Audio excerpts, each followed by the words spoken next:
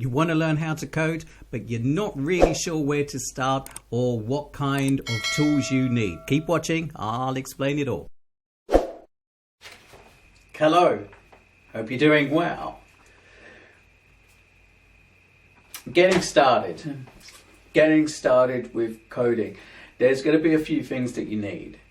In another video I went over what kind of coding languages you should be looking at, and in this one I'm going to talk to you about the kind of things that you would need.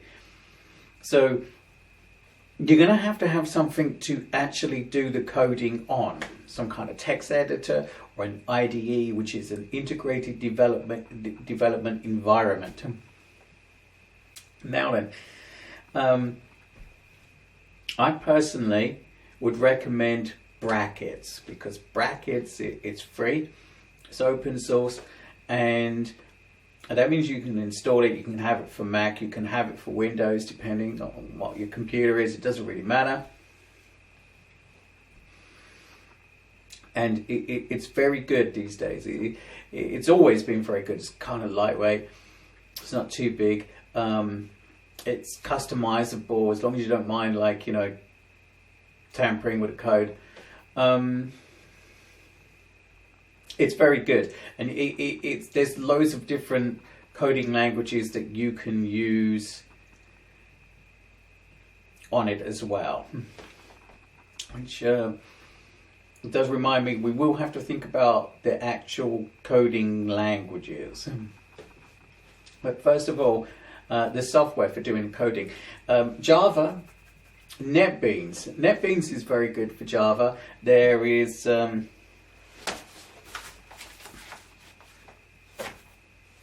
JetBrains, I think it is called, where there's a free edition of that where you can use that. You could use Visual Studio, but I like to use NetBeans. Visual Studio is quite a good piece of software though, but I haven't used it much in recent years. I have started using it again though, because I use it for coding in COBOL, but I used to use it for coding in Python. I did use PyScripter for quite some time when I had a choice of Windows machine. I had that running in a virtual machine though, and I didn't really need it. I like my Mac. I'm sticking with my Mac for now. Although I have to say that I think that the Windows machines have got a whole lot better. The software is really very good. Windows 10, I really liked it. But anyway, that's a different issue. So those two editors are going to be really good. Now Brackets, I like to use that if I'm coding in JavaScript, if I'm coding CSS and HTML. And I'll tell you why. Because it's got this nice little sort of bolt, a lightning bolt on one side, where you click on that and it opens up Chrome and you can see exactly what's going on. So you type your code and it's live. It's a live view. And it also shows you where which bit of code is relating to what's on the website. So that's really, really very good. I use that a whole lot these days. I have used it for a good few years now, and it is a trusty friend. I highly recommend that. So look up Brackets. I've got a video on how to find it, how to download it, and how to install it. It'll be no problem. Now we have to talk about the code. You've got to download stuff. You have to download the code, and you have to install it. So Java 8, because Java 9 can sometimes cause a lot of problems. When you're looking at NetBeans and you're downloading NetBeans, you might want to get the right edition as well. You might need Glassfish, which is going to act as a server. But again, I've got a video on that, so you can just watch the video and just follow the instructions there, or you can find somebody else's video. I don't care. As long as you've got what you wanted. It's just that if you've got something slightly different, then my explanations might not be exactly the same, although the code will be the same. So, check these things out, download them.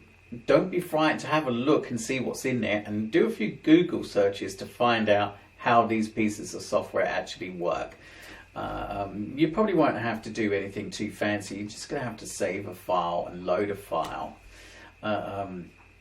There'll be a few other bits and pieces that you need to do, especially with NetBeans. But again, later we can talk about that later. Python. Now Python, you have to decide: are you going to use Python 2? Or are you going to use Python 3? Now I recommend going for Python 3. Because that's what we're tending to be using these days, and make sure you install the right Python, the right edition. Make sure it's up to date. Make sure it fits with your editor, because there was problems with PyScripter because it was going up to 3.4 and wouldn't go any further than that, and there was 3.6 or something like that, and of course you couldn't use it. So make sure it's compatible with your editor. Again, my video on installing Python, PyScripter or PyCharm and downloading Python is all in the video, and you won't have to worry. Just follow the video, you'll be fine. So once you've got these things sorted out, don't worry about them. You know, if you're the kind of person that gets a little bit nervous, you're a bit unsure of what to do, maybe that's why you come to these videos in the first place. I know that's why I would be doing it. I'd be terrified of downloading the wrong thing, installing the wrong thing, and messing up my computer. Because they're expensive, right? And, you know, you're not the only person that feels like that. That's why I decided to make these videos, because I know what worry it can be, and sometimes people are dyslexic. Trying to read stuff from a book can be really difficult. And it's like, I've got loads of books on my bookshelf. I don't know how I managed to get through them without my computer, because I need my computer really to read. Without my computer, reading it is quite difficult because the words move around all over the place. It can be quite challenging. So, like, you know, if I can highlight stuff and my computer then reads it to me and I can read it and listen at the same time, that makes things a whole lot easier for me. And if I can go on YouTube and watch a video on how to do something, that also makes it a whole lot easier for me. So if you're a person like that, you're not alone. So have a look through my videos, see which ones you like, give them a try. Give the Python coding a try. Let me know what kind of things you want to learn about. You know, even if you feel that you're holding yourself back, you're putting blocks in the way, you're over worrying or over anxious about stuff, you can even share that with me if you like. And all I can say about those things is you just have to get on with it. Just take it step by step. And download some really good stuff, like a coding editor, like I say, brackets. Start with HTML, because that's the easiest one to start with.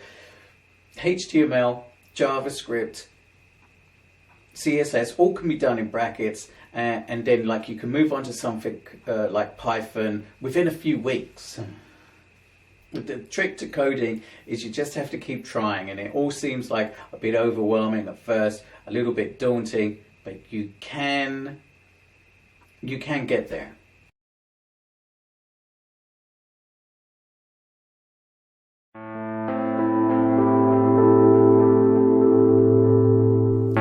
I really hope you liked my video. If you did, give it a thumbs up and come and check out my channel.